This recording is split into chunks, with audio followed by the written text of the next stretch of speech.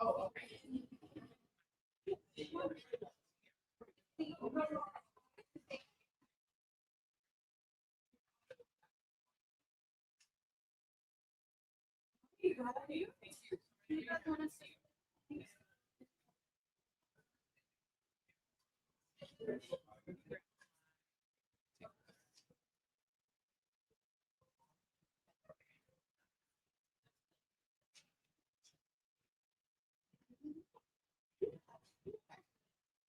Everybody ready? Feeling good? Okay, great.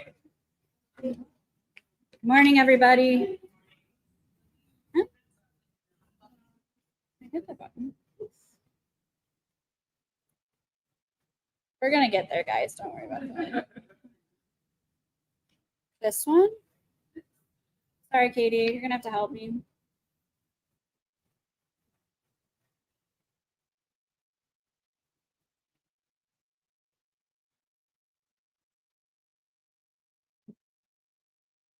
Okay. Good morning, everybody. My name is AJ Fossil, and I am the executive director at the Community Food Club, which is this nonprofit grocery store you sit in this morning. For the last 10 years, the Community Food Club has been providing access to fresh foods for low-income Kent County residents. Our members pay an average of $15 each month if they want to shop with us and are able to access our store using points. At the food club, the healthier the food is, the lower in points it is. People save money shopping with us, and these dollars can be spent elsewhere on rent, utilities, and other necessities.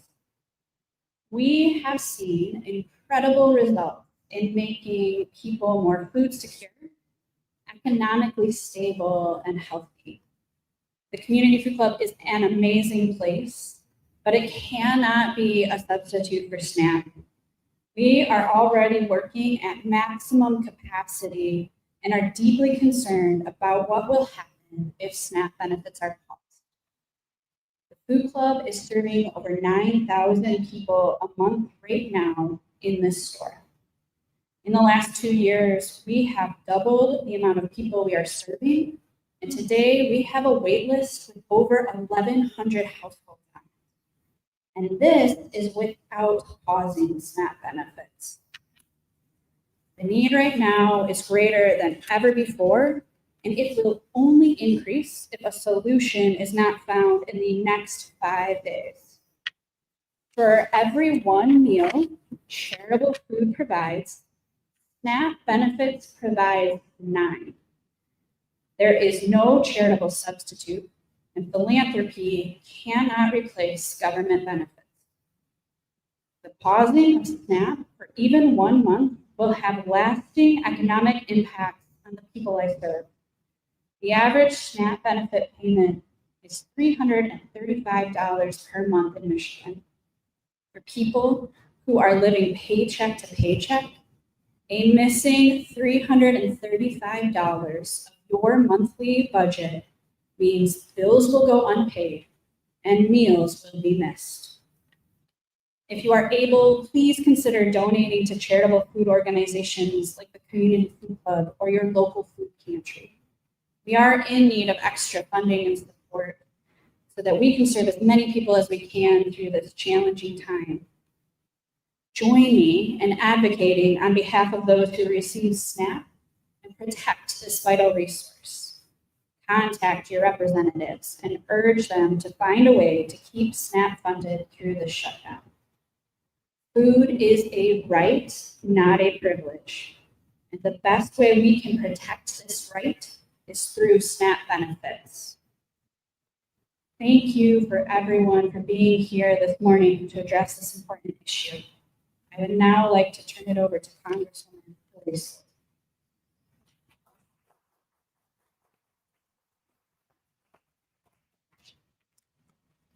Thank you, AJ, and thank you to the Community Food Club for not only hosting us today, but for all of the critical work that you do in the community every single day. I wish we did not have to rely on you so much. And believe me, I am working every day to make sure that we do not put unnecessary strain on this already overburdened community food club. I wish I were here under better circumstances, but unfortunately, the ongoing government shutdown, now entering its 5th week, has created real and immediate uncertainty for families who rely on SNAP benefits. We have 5 days to figure this out. And Republicans in the House of Representatives have canceled again votes that were supposed to happen this week in Washington. I'm not going to mince words. They are taking a taxpayer-funded vacation while Americans struggle. The affordability crisis in America is crippling the American dream. There are solutions to this problem, but we have to be voting to get our way out of this problem. We are not going to solve it if we are not in Washington working, and that is up to the majority in Washington, D.C. to call votes to end this shutdown. Here in Michigan, 13% of households, approximately 1.4 million people, depend on SNAP to keep food on the table. The average household in Michigan gets just over $335 in SNAP benefits per month. Earlier this year, Republicans passed a bill that gave tax benefits to the top 0.1% to the tune of $700 a day. $335 a month for food for families versus $700 a day in bailouts for billionaires. The money that goes to putting food on the table of hungry West Michiganders makes an enormous difference. We're not talking about abstract statistics. We are talking about real people. If SNAP benefits lapse, seniors are forced to choose between buying groceries and fulfilling their prescriptions that keep them alive. Kids miss out on nutritious meals that help develop their still growing brains. They can't focus in school. People with disabilities have to skip meals to make limited food stretch. Let me be crystal clear. Our situation is unacceptable, and I am working every day to put an end to this shutdown and to resume our SNAP benefits. SNAP is not a luxury. It's one of the most effective anti-hunger, anti-poverty programs in this country. It keeps food on the table for working families, children, and seniors. It should never be used as a political bargaining chip. Just last week, I heard from a woman right here in West Michigan who wrote into my office to tell us about her daughter, Jessica. Jessica has disabilities and relies on SNAP benefits to put food on the table. Without it, she and her family will struggle to eat every single day. Just stop and think about that. In a community, in a country with so much, how can we let our neighbors go without? Stories like this are why I am calling on the Secretary of Agriculture to act. Last week, I led my Democratic colleagues here in Michigan in a letter calling on the USDA to draw on SNAP's contingency funds to continue to pay our SNAP benefits. Contingency funds are allocated by Congress to let SNAP operations continue in precisely this type of situation. We have $5 billion in contingency funds available.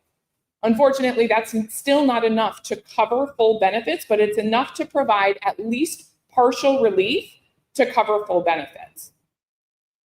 It is this administration's job to make sure that that money gets to the people who need it most, gets to the people who the taxpayers intended it to go through when they allocated this emergency fund. We know that the state cannot make up the difference. In a moment, we will hear from some of our state lawmakers who will attest to that very fact.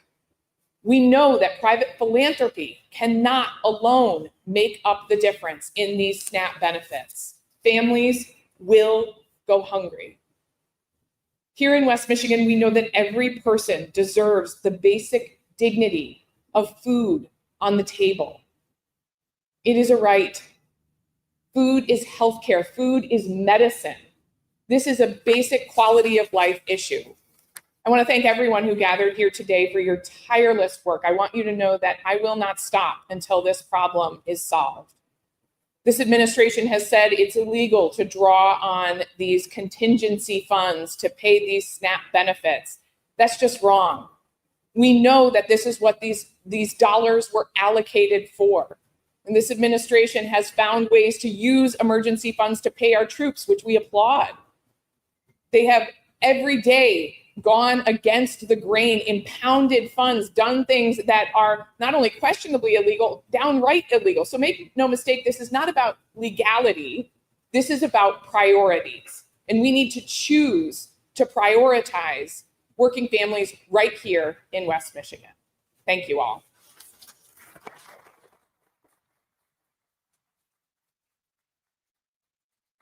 Now it is my honor to turn this over to a woman who needs no introduction, who is tirelessly fighting for us in Lansing, our Senate Majority Leader, Winnie Brinks.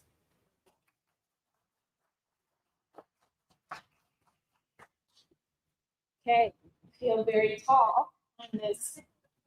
Great. But thank you, Congresswoman Scholten.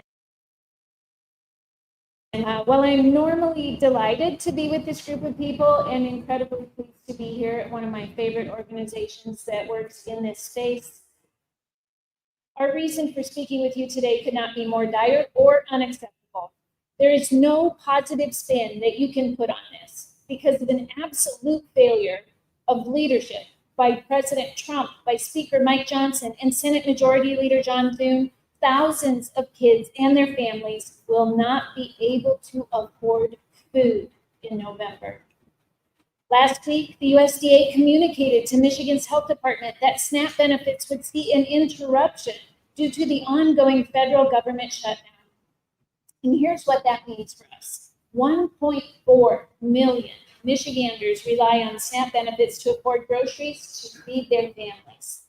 Nearly 500,000 of those Michiganders are children. Nearly 40,000 of those Michiganders are veterans. And more than 50% of SNAP households include a family member with a disability. And federal Republicans have decided that it's okay for those kids, for those veterans, and people with disabilities to go without. It goes against our core values. And I am so proud that our community is built on a spirit of generosity and that we have organizations like the Community Food Club, like North Kent Connect and Other Way, and many more that are stepping up for our neighbors. But the federal government is outsourcing its responsibilities and abusing the big-heartedness of people like AJ, Adrian, and Scott, and people like them across our county who are showing up while Republicans turn their backs on us. All of us here know firsthand how programs like SNAP, like ACA credits, and more help keep people afloat. During my time as a caseworker, I met so many people who suffered in silence and who were just trying to make ends meet for their kids or their elderly parents or themselves. They're people who you interact with every day, who you might not realize need support. And if you think you don't know anyone who has needed a hand from public services, you do know at least one, and that's me. When I was 6 years old, my father died suddenly of a heart attack at the age of 40, leaving my mother with 5 kids to raise, one of whom was profoundly disabled and a dairy farm to run. In most countries, we would have been destined for poverty, but with the help of Social Security benefits and later Medicaid and Medicare for my brother, my mom was able to make ends meet. She ran the business while raising all of us on her own, ultimately sending 4 of us through college, something she is incredibly proud of. My brother's needs were met without the crippling costs of around-the-clock medical care that he needed. So while we are here today specifically to talk about SNAP, we are also talking about a changing narrative in our country that these sorts of programs are optional, or worse, that they are waste, fraud, and abuse. The most basic, simple safety net provided by government programs made it possible for all of us in my family not just to thrive, not just to survive, but to thrive, Without these supports, I'm not sure that I'd have had the opportunity to go to college, or that I'd be standing here in front of you as the first woman to hold the job of Senate Majority Leader in Michigan's history. I'm here because I believe that government, when done right, with justice and compassion, can change lives for the better. I know it can, because it changed mine. That's why I serve, and that's why I'm grateful to have fearless champions like Congresswoman Scholten and all of those who are here fighting today. So Congresswoman Scholten, I want to thank you for holding the line. We've got your back, and we are going to keep fighting to keep our country the place of opportunity and upward mobility that it is meant to be. Thank you, and now I want to pass it off to my colleague in the House, Representative Christian Grant.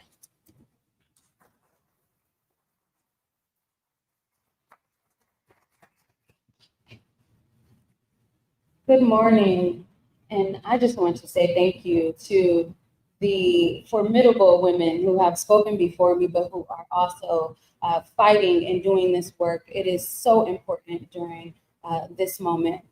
I'm State Representative Christian Grant, and I stand here today because families right here in Grand Rapids, Michigan are facing a very real threat. As costs climb, as wages stall, and as callbacks for interviews never come, the people of Grand Rapids are facing tough choices. Choices that don't have to happen, choices that they are being forced to make. And so much has been said before me, but I want to talk about this false narrative that is being created, that the dollars aren't there, that we have to choose between having compassion and having a safety net in this country. America is supposed to be the greatest place on earth. That's what we say. And none of this is making America great. None of this is making Americans feel like the hard work and the sacrifices that we have all made for this country are worth it. Making people choose between heat for their homes, coats for the winter, or food on the table is not a policy debate. It is about children going hungry. It is about telling people that they are not worth the investment, the return investment, because we each as Americans make an investment in our country. We pay taxes, we go to work, we build our communities. And what we want is a government and people running the government who will return that investment. This is not about someone running a hustle, families running a hustle and getting extra money. SNAP is not a handout, it is a necessary support. Roughly 1/3 of SNAP recipients are working families, those who have earned income, but they just cannot keep up with the rising costs. Another third, as the senator stated, are seniors and those with disabilities, those who are on fixed incomes, relying on Social Security, SSI, or disability benefits. And that final third includes caregivers, children, because we do have children who receive SNAP benefits, children who are living on the street, children who do not have guardians, children who are in foster care, or just people who are temporarily out of work, those who simply need a lifeline to keep them afloat until they are back on their feet.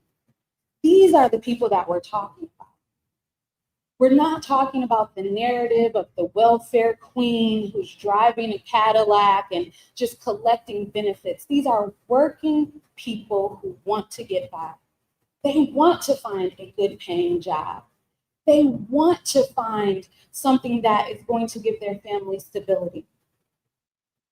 As it's been stated, in Michigan, this shakes out to roughly 1.4 million people, and nearly 500,000 of them are children. And our national circumstances make this moment particularly dangerous, with unemployment rates skyrocketing, the cost of food climbing, farmers saying they want to be able to feed Americans. You combine that with rising costs for housing, rising costs for transportation and healthcare. All of these things are what families are contending with. Tightening budgets and shrinking margins for error. We are in a moment where we could take this decision off the table for them. We are in a moment where we can help them. But people are playing politics with people's lives. I've been to Washington, D.C. as a school board member, asking congressional members, hey, do you think we can provide breakfast and lunch for kids? Do you think we can help just take an extra worry and extra burden off of their plate? And I've been met with the smirks. I've been met with questions saying, do we even have data that food helps kids learn? We need to make a decision about who we are.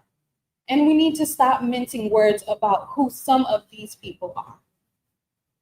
It is not who I want us to be. It is not who my colleagues are. And we need to start understanding the real harm that this type of rhetoric does. Pausing a proven support like SNAP doesn't just risk hardship, but it guarantees communities in crisis. Working families and children deserve better than this. I call on President Trump and people across the aisle to restore these benefits, to give a safety net, to find a way that, as other politics are happening, to just make sure that families can make it through the storm. This is a preventable failure. Thank you so much to the community, organizations, and members who are coming together and doing the work. This work was already needed, but now in this moment, it is critical. Thank you so much. Thank you to my colleagues, and I hope that we can find a true solution for the families that we all serve together. Now I believe I'm going to pass it to Scott.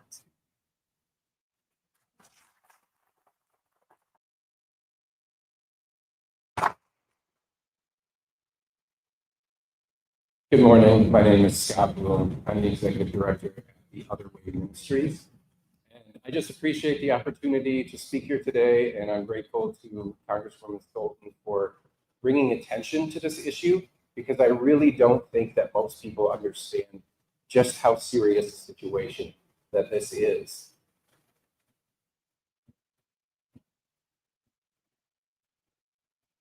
There's just so much going on right now, and it's easy for some people, I think, to hear this headline that there's going to be a pause in SNAP benefits and just think it's another story in the chaos of headlines that is hitting all of us every single day.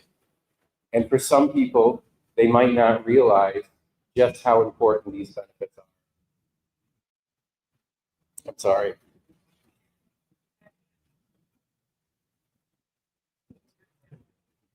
At the Other Way Ministries, we are a small nonprofit organization right here on the west side. We've been there for over 60 or almost 60 years, helping people with various programs and services. And our food pantry has never been as busy as it is right now. We have never seen so many people show up to our doors asking for food assistance. In the last 5 years, we've seen a six-fold increase in the number of people who show up. We used to see just 150 people per month, and we are now seeing almost 1,000 people every single month in a small nonprofit food pantry. And that is just unacceptable.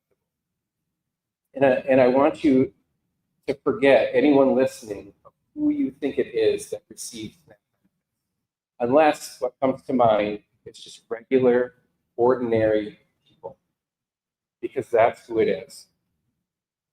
And this need has been increasing, and more people are finding themselves in a situation where they cannot afford what they need.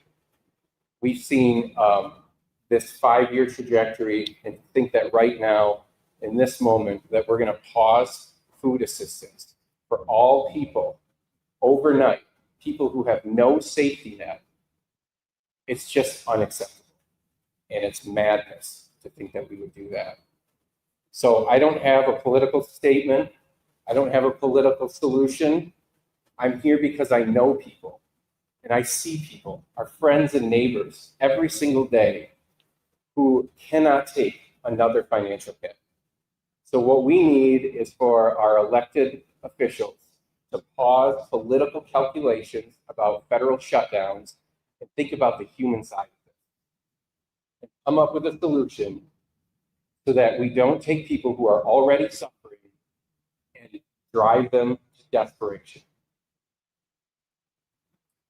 We're worried in the nonprofit world.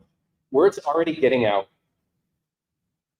There are lists being shared on social media where you can find resources as people start to realize, hey, I might lose hundreds of dollars in food assistance overnight. And those lists should be out there with our name on it, and we will show up, all of us, to the extent that we can. But I want to be super clear. The nonprofit food system is not equipped and not supplied and not ready to make up for the gap that is going to be opened up, the chasm that will be opened up if bridge cards are not reloaded starting. That is what we need to have happen. If you're out there and you're a helper, I'm asking you to come forward. If you already support a local food pantry, give them a call, consider an additional donation. If you don't know your local food pantry, look them up. We are going to need your help, and I pray that that help is short-term. Thank you.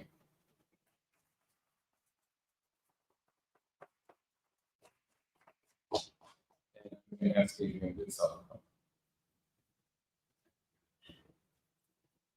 Hi. Well, good morning, and thank you all for being here. Thank you for our elected officials for being here, AJ and the Community Food Club for hosting us. So as my colleagues have already shared, we are deeply concerned about the looming pause in SNAP benefits on November 1. Imagine watching your food prices climb every month, but your paycheck stays the same. Now imagine that the one safety net that you depend on, SNAP benefits, is going to get pulled out from under you. And that's not just a hypothetical, as we've already talked about here. The reality is that more than 25,000 residents right here in Kent County rely on food assistance. And behind every single one of those numbers, it's a parent, it's a child, it's a senior. And I want to share a little bit about the neighbors in rural communities. So North Kent Connect, I'm sorry, I don't know if I introduced myself, I'm Adrian, North Kent Connect. Food insecurity is the challenge across Michigan, but rural communities are hit especially hard. 26 of the 30 counties with the highest percentage of SNAP users in our state are from rural communities. So that means fewer groceries, that means higher transportation costs, longer drives just to get the basics. And at North Kent Connect, we see that struggle firsthand. 100% of the clients that we serve through North Kent Connect rely on food assistance. Talk about, and this is especially important to understand, most of them are working 1 job, 2 jobs, often 3 jobs. They're doing everything right, and yet they still cannot meet their basic needs.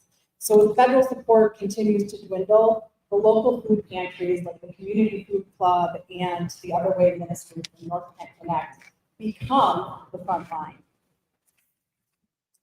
In North Kent Connect, we're proud to be the largest pantry and the only social service agency providing the breadth of resources that we do in rural northern Kent County. And we also distribute to smaller pantries across our region, helping to ensure that no community is forgotten about. Each month, we serve about 500 households, which includes more than 1,500 children under the age of 18. And last year alone, we saw a 28% increase of new households accessing our food pantry. And that demand is only going to continue to grow. And as it's already been mentioned, our families live paycheck to paycheck. They rely on SNAP benefits to fill the gap. And while the nonprofits stand ready to meet the need, there will come a point, if support continues to shrink, that we simply will not be able to fill our shelves. We will not have enough resources. So let me be clear, as it has already been stated, nonprofits and charitable giving cannot replace the critical support that government programs provide. And I know we've talked about this, and I think it's just really important to remember that among those that are at most risk are our seniors. Many live alone on fixed incomes and face chronic health challenges that require careful nutrition. So something that's already impossible when you have to choose between a full pantry or full prescription bottle, that's the reality for the many seniors that we serve. We see about 825 seniors that come through our pantry each month. And they deserve more than survival. They deserve dignity, connection, and health. So today, I am asking for help. Paper. Need a little spit on the finger. I'm asking for help to our elected officials protect and strengthen SNAP and federal nutrition programs.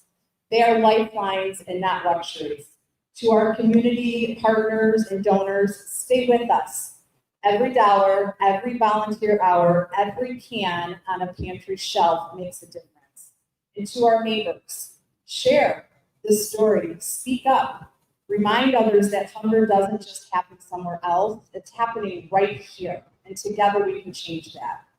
So I end with saying, let's make sure every family in Kent County, every senior and every child has not just food for today, but hope for tomorrow.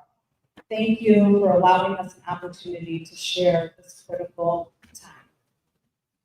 And now I'll hand it back over to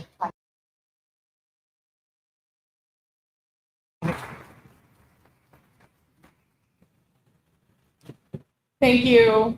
Thanks to everyone who joined us here today and for your continued work. We convened this press conference today because of the essential need in our community. Elected officials bear the responsibility of solving this problem. I have said since the beginning of this shutdown, everyone has a role to play in this. I raised my hand. That's why I've been going to Washington every single week to try and demand a vote to reopen the government. But we need our elected officials on the other side of the aisle who are in charge in Washington to come to the table to reopen the government. We are not going to solve this problem by not voting on this issue. The House of Representatives has not been in session since September 19, over a month that we have been there taking votes. Just think about that. So please make your voices heard. Reach out to your elected officials and demand that they convene a vote so that we can continue these essential services. I'm going to ask Senate Majority Leader Brinks to rejoin me up here, and we're happy to take a few questions, and we can also do one-on-ones afterwards if you'd like. So I know there's. Tell me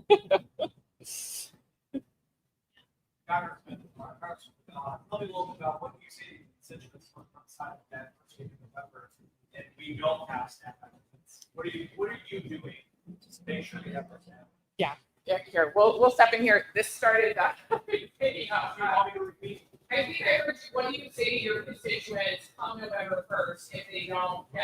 You know what? We can take the meeting one-on-one afterwards. This is really loud, and I'm happy to answer that.